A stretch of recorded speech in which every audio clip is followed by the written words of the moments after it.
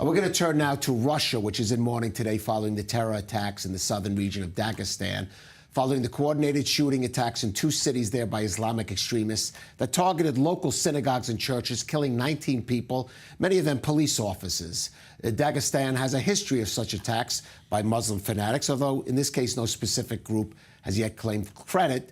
Let's remember last October, a mob in Dagestan tried to storm an incoming flight from Israel in protest against the Gaza operation. Among the victims in these attacks was a Russian Orthodox priest whose throat was slit by the attackers. For more, let's listen to some of the reactions by both local and national officials in Russia. Today has become a day of tragedy for Dagestan, and not only for Dagestan, but for our entire country. Unprecedented in their cruelty, terrorist attacks were committed today against religious sites in the capital of Dagestan, Makhachkala, and our ancient city of Derbent. President Vladimir Putin expresses deepest condolences to all of those who lost their relatives, both in Crimea in a missile attack, and to relatives and close ones of those who died in Dagestan. Appropriate help will be provided to everyone, and of course, help is being provided by Health Service now to all of those who suffered from attacks. Well, for more, let's go to Moscow now and speak to I-24 News contributor Dasha Chernyshova. And Dasha, now give us some of the details, perhaps, that have emerged about this attack in the past day, as some of the details become more clear.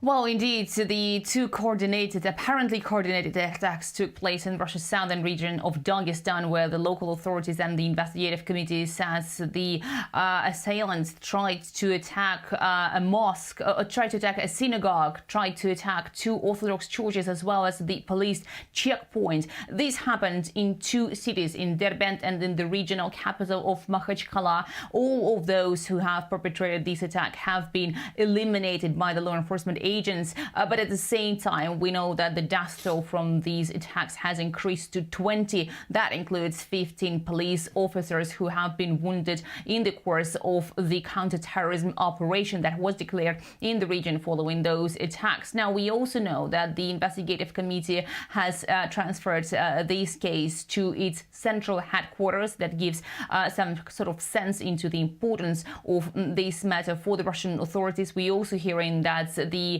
investigation is going under the article of terrorism, because it is believed to be the acts of terrorism, but also they have added the articles of possession of weapons as well as the theft of weapons. So we don't know much more about the course of the investigation. However, during this day, we've heard that the Russian Investigative Committee announced that it has established the identities of 5 militants who have been eliminated. The idea now is certainly for the local authorities and law enforcement agents to establish the entourage and the accomplices of those who have perpetrated this attack. Again, keep in mind that this attack took place on the Holy Trinity Sunday, when the Orthodox Russians were celebrating this Orthodox Day in the predominantly Muslim region, attacking both the Orthodox churches as well as a synagogue. So certainly among the Russian officials, there is a very strong perception that this attack might have been perpetrated from outside, with the only goal of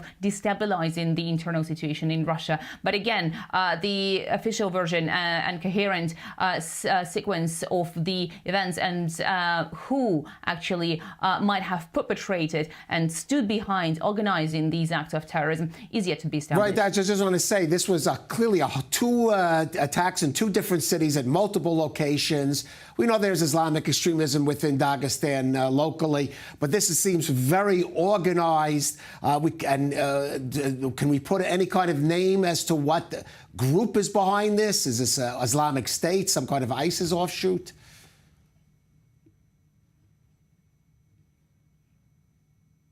Well, indeed, we've heard from the regional head, Sergei Melikov, saying that what is very striking is that there are two separate attacks, which might most likely have been coordinated with one another, with the goal of attacking very important places and also trying to create chaos for the law enforcement agents in the region of Dagestan.